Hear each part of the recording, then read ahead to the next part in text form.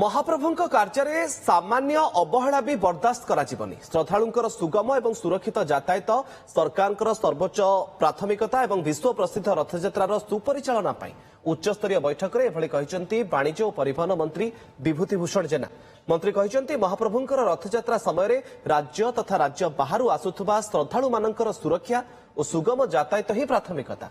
प्रशासन पुलिस एवं परिवहन विभाग उत्तम समन्वय रखी श्रद्धालुंक समस्त पदक्षेप ग्रहण करुछन्ति। समस्त कार्य को अति शीघ्र चूड़ांत और निर्भुल रूप देवा सह नियमित भाव यार तदारख कराजिबो। रथयात्रा रे बस संख्या बढ़िबा सहित भुवनेश्वर पुरी जातीय राजपथ रे सड़क सुरक्षा और ट्राफिक परिचालना को फोकस रे रखा जायछि। तेबे धार्य भड़ाठू अधिक नेले कार्यानुष्ठान ग्रहण कराजिबो। मालती पाटपुर समस्त को स्टॉलिंग छक से आम मागणार ऑटो व्यवस्था अच्छी शटल बस भी सुविधा अच्छी 24/7 आम हेल्प डेस्क भी करचु।